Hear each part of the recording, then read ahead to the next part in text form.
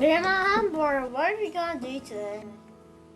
Well, actually, we're going to have a fun day. I've invited a friend over to show us how to save energy and money. I think that's probably him now. Well, hi, Scott. Hi, Charlotte. Hi, kids. Grandma says that you're going to teach us how to save energy. And money, too. How can we do that? Well, there are lots of ways we can save energy. Let's start with the heating system. That's where you can save the most energy. In fact, some of the tips I'm going to give you will help during air conditioning season 2. Your furnace accounts for 65% of your annual energy bill. There are several simple things that anyone can do to reduce your heating costs. Keep the thermostat set at 68 degrees and turn it down at bedtime or when you're not at home. Never block registers, vents, or radiators, and vacuum out ductwork often. We could put extra covers on at night to keep us warm, right? Well, that's a good idea. And we could put on sweaters during the day, too. You also want to keep your furnace filters clean by changing them often, especially during the winter months. And be sure you have your heating system checked for safety and efficiency annually. Grandma, here's a clean filter. Can I put it in? Sure. You know, Scott, with the rising cost of utility bills, it's getting harder and harder for me to make ends meet. These tips are really going to help me save on my utility bills. Great. You also might want to call your utility company to set up a budget plan. That way you know you're going to pay the same amount every month. Good idea.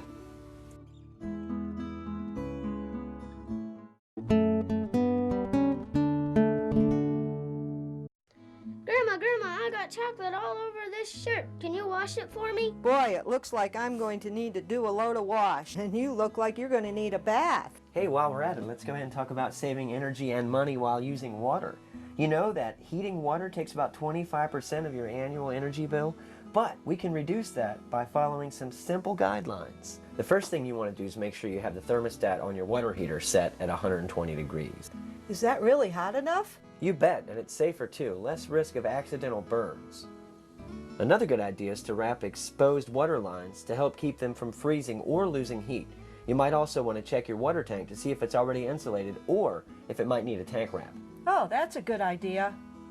I better take care of this shirt. While you're at it, if you have some other clothes to wash, go ahead and throw those in. It costs a lot less to do a full load of laundry. And wash in cold water, because about 80% of the cost of doing a load of laundry is just for heating the water.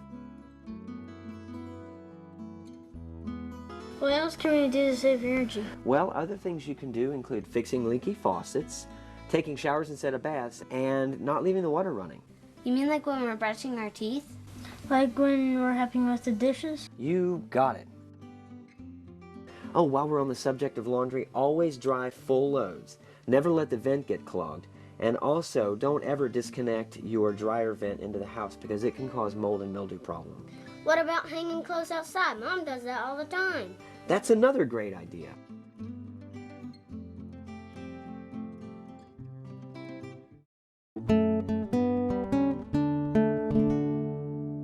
I bet you there's lots of ways to save energy in the kitchen, Scott. That's right, Charlotte. Let's start with the stove. When cooking on top of the stove, make sure that the burner is the same size as your pot. And start your food off at a high temperature, and then when it starts to cook, put the lid on it and then turn the temperature down and let it finish cooking that way. When using the oven, preheat only when it's absolutely necessary and never more than 10 minutes. Also, only open the door when it's absolutely necessary. Otherwise, you just let heat escape. And finally, don't ever use your cook stove to heat your house as a secondary heat source. Now, that wouldn't be a good idea, would it, kids? Yeah, we would be wasting energy, and I could get burnt too. Ouch. Okay, the refrigerator is also a constant drain on the energy budget, and there are some things you can do there too. Like what, Scott? Well, kids, if you want to go ahead and watch TV, I'm going to go ahead and show your grandmother how to check the door seals. You want to make sure that they're nice and tight, and also you want to check your temperature settings as well. Well, what should those be, Scott? Well, your refrigerator should be between 37 and 40 degrees, and your freezer should be between 0 and 5 degrees. And you can put a thermometer in your refrigerator overnight to double check to see if you have to change those settings. Well, that's a good idea. I think I'll do that. Is there anything else I could do? Well, yes, whenever you put your food into the refrigerator, make sure that it is down to room temperature and in a sealed container. This keeps your food fresher, and it also helps reduce moisture. Oh, okay. I heard that if you put milk jugs full of water in the freezer, that can help with your energy costs. Is that true? Absolutely. A mostly full freezer costs a lot less to operate than an empty one. One more tip. You want to make sure that you vacuum the coils on the back of your refrigerator. This helps it run a lot more efficiently. Oh, those are good tips.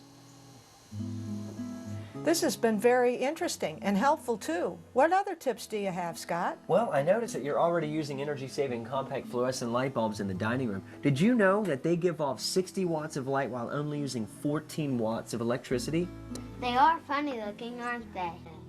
Yes, but they last 10 times longer than regular light bulbs. I use them throughout the house, and they don't get hot to the touch. With kids around, I really appreciate that. Oh, Grandma, we're not little kids anymore. We won't get burned. All right, some of the other ideas I have may seem like small ones, but they add up in savings over time. Like what? Like turning off the TV when you're not using it. Oh. Turning off appliances like TVs, computers, curling irons is not only a good way to save energy, but it's a good safety habit too. It sure is.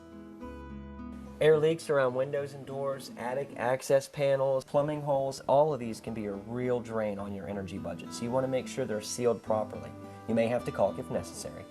And during the wintertime, you can actually heat your house with the sun. You keep the drapes open during the day, and then at night you close the drapes to keep the heat in.